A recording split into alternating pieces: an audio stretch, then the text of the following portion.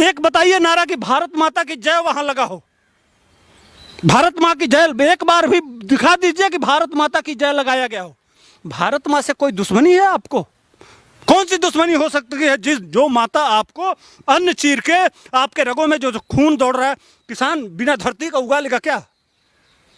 अपनी माँ दूध पिलाती है, वह दूध भी तब मिलता है जब आप इसका अन्न खाएंगे। 2 महीने उस माँ को, अगर जो माता बच्चा पैदा की है उसको भोजन न दिया जाए तो वो बच्चा दूध मिलेगा? उसको नहीं मिलेगा। इसलिए असली माँ यह है। लेकिन उसके मारे में भी वहां कह दीजिए कि भारत माता की जय कहिए तो नहीं कहेंगे। क्या दुश्मनी है भाई?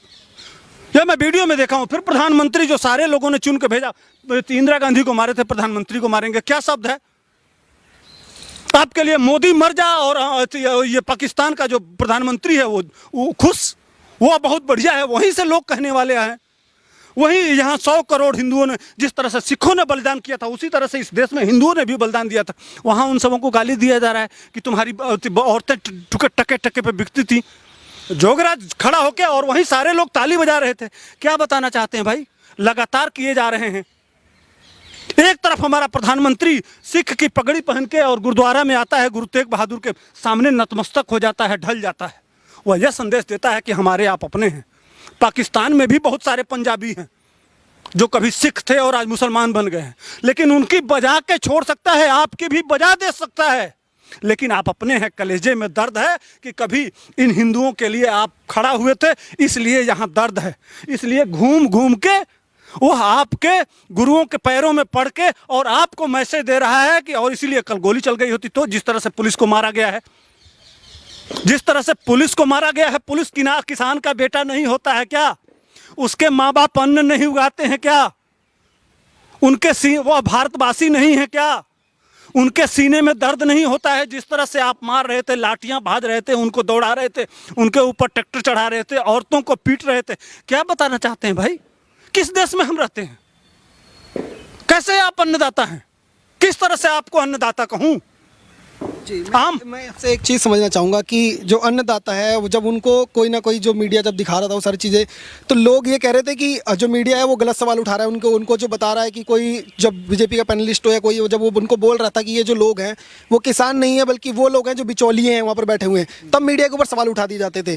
कल जब देश के सामने चेहरा सामने आया, जो ट्रैक्टर नचाता हुआ पुलिस वालों के ऊपर जब कोई चढ़ा रहा, तो क्या वाकई में वो अन्नदाता हो सकता है कि जो अपने ही पुलिस के जवान हो, जो कि देश में उन्हीं के बेटे भर्ती होते हैं, वहाँ पर जाके उनके ऊपर ट्रैक्टर चढ़ाने की कोई हिम्मत कर सकते हो? वाकई किसान हो सकता है?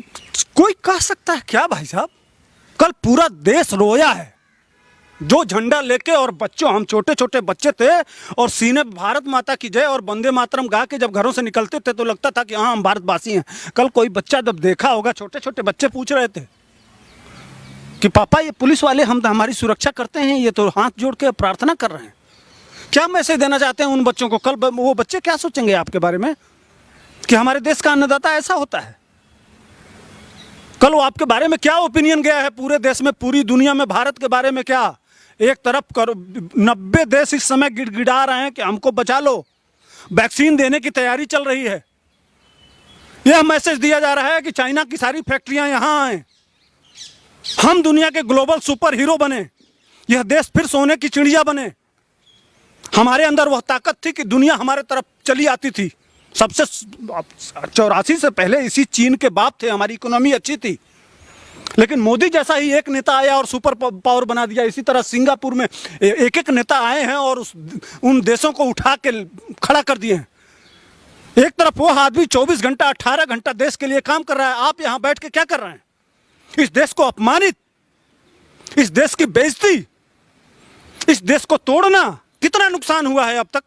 कल भी आपने, अभी तो सिर्फ पैसे का नुकसान हो रहा था, बैठ के कोई बात नहीं है, दिल्ली को घेरे हुए हैं, 70,000 करोड़ रुपए का नुकसान कर दिए थे, कोई बात नहीं है, पैसे का नुकसान होगा फिर कमा लेंगे। लेकिन कल तो आपने पूरी भारत माँ को, जिस तरह से महाभारत में द्रौपदी का चीरहरण हुआ था, उसी तरह से भारत माँ रोई और पूरे देश के सामने इस भारत माँ का आपने वस्त्र उतार दिया, नंगा कर दिया। इसका क्या मतलब है? यही तो हुआ है। कल लाहौल किले पे खुश तो हुआ पाकिस्तान, बिल्कुल। कौन खुश हुआ? क्यों ना आपको पाकिस्तान का एजेंट कहें? खुश तो हुआ चीन। यही तो जताना चाहते थे कि भारत में मत आए कोई उद्योगपति, कोई धंधा लगाना ठीक नहीं है। पता नहीं यह आतंकवादी कब कहाँ किसके ऊपर बम फेंक दे, किसके ऊपर चढ़ जाए, किस कंपनी को लूट लें, कल किस कंपनी के ऊपर कौन सा झंडा लगा दे। यही हुआ ना। पुलिस असहाय, पुलिस ने तो विश्वास किया था आप पे, और ये प्री प्लान्ड था। ऐसा नहीं है कि यह कोई अफवाह है। जिस समय वो गाजीपुर बॉर्डर पे मैं टीवी में देख रहा था खूब साफ, जब टीवी पे बैरिकेटिंग तोड़ा जा रहा था तो जानते हैं कुछ उसी में से किसान थे, वो कह रहे थे नहीं इधर इस रास्ते पे जाना है, लेकिन ये जो दंगाई प्रवृत्ति के लोग थे नहीं इधर जाना है। कौन कहा था भाई इधर जाने के लिए, बैरिकेड तोड़ने के लिए? और उसके बाद से तोड़ भी दिया आपने, आगे बढ़ रहे हैं, उसके बाद से पुलिस वाले रोक रहे हैं, पुलिस वालों पे डंडा मार रहे हैं। और सुनिए, इसके पीछे सबसे बड़ा सबूत बता रहा हूं कि यह क्यों प्री प्लान्ड था। पुलिस वाले उस डंडे पे चढ़ नहीं पा रहे थे, जबकि पुलिस को ट्रेनिंग मिलती है, पुलिस हमारी ट्रेंड होती है ना। ये कौन उस पर चढ़ेगा, कौन झंडा देगा? एक व्यक्ति सट से चढ़ जाता है, ये लाया गया था पंजाब से, उसकी जांच करवाइए, देखिए पता चलेगा। वो खटखट चढ़ जाता है, वो ट्रेंड बंदे को कि यह बंदा चढ़ेगा, यह झंडा लगाएगा, यह झंडा देगा। ऐसे ही लोग, ये अली बाबा के 40 चोर सारा प्लानिंग करके वहां लाए थे।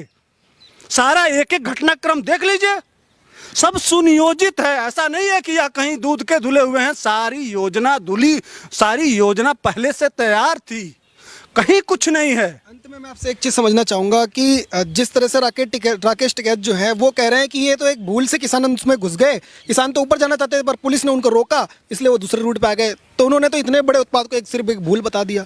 भूल है या एक बात बताइए, पुलिस ने क्या टाइम दिया था? 12 बजे का। शुरुआत कब ये कर दी है? 9 बजे, सुबह 9 बजे। क्यों कर दिए भाई? कौन ऑर्डर दिया था? वह व्यक्ति कौन है? आप उसी गाजीपुर में बैठे हुए हैं और एक तरफ 9 बजे इधर कार्यक्रम शुरू हो गया। आप कहाँ हैं? हम भी आंदोलनकारी हैं, रहे हैं थानों पे और तहसीलों पे घटनाक्रम। क्या मजाल कि कोई कार्यकर्ता हिल जाए? राकेश टिकैत अगर मर्द के बच्चे होते तो आगे आगे आपका ट्रैक्टर होता और उसी बैरिकेटिंग पे जिस समय कहा लोग कह रहे थे कि इधर जाना है, आप सामने आके खड़ा हो जाते और कहते कि अगर तुम इधर ट्रैक्टर ले जाओगे तो हमारे सीने पे ले जाओगे। तब समझ में आता ना। कहाँ थे आप? पूछता है भारत, कहाँ थे? 2 बजे तक यह आदमी गाजीपुर के जब देख लिया कि हाँ बैरिकेटिंग तोड़ के लोग इंडिया गेट पहुंच गए, लाल किले के पास, तब वो आदमी वहां से चला। ये है इनकी गद्दारी का असली सबूत। सब कुछ दिखाई दे रहा है स्पष्ट वे में, कितना झूठ बोलोगे? और जहां तक वो किसी को कोई भारतीय जनता कह रहे हैं कि कोई संगीतकार है, पता नहीं क्या नाम है उसका, पंजाबी, कह रहे हैं कि वो महात्मा मोदी जी के साथ फोटो है, इसलिए वो भाजपा का भेजा हुआ एजेंट था। भैया मैं पूछता हूँ, इस गद्दार का, ये जो राकेश टिकैत है, इसका फोटो है राजनाथ सिंह के साथ, तो तुम भी भाजपा के एजेंट हो क्या? बताओ ना, राजनाथ सिंह के साथ तुम्हारा फोटो है कि नहीं? राकेश टिकैत, जवाब दो। तो भाजपा के एजेंट तो तुम भी हुए उस आधार पे, बोलो। वहां भाजपा के एजेंट ही कर रहे हो, जवाब दो। पूछता है भारत, जानना चाहता है भारत। गद्दार सवाल कर देना, जब सवाल तुम्हारे पास लाखों सवाल हैं हमारे, इतना झूठ। अरे बिकाऊ, तुम्हारी हैसियत, तुम्हारी औकात जनता ने वोट देके बता दिया था तुमको। सारा देश समझ रहा है कि तुम क्या कर रहे हो। तुम अपने बाप के मुंह पे कालिख पोत रहे हो, बांस के जगह पे तुम रेड़ पैदा हुए हो।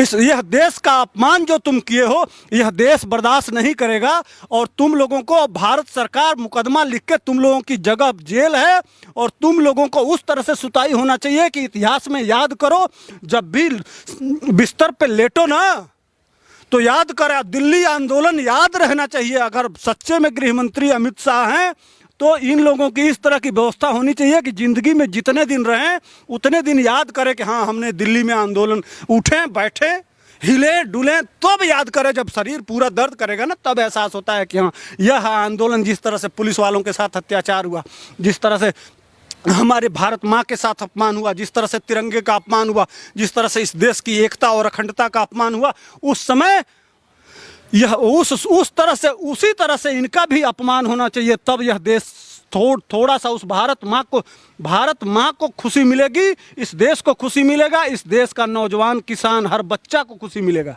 जी, ये तो हमारे सुधीर पांडे जी, जिनका कहना है कि देश में जितना भी उत्पात मचाया है उनको कड़ी से कड़ी सजा मिलनी चाहिए और अमित शाह को एक मिसाल कायम करनी चाहिए कि आगे इस तरीके की कोई कार्रवाई करने से पहले 10 बार सोचे। आप बने रहिए ओ न्यूज़ के साथ। धन्यवाद। जय हिंद।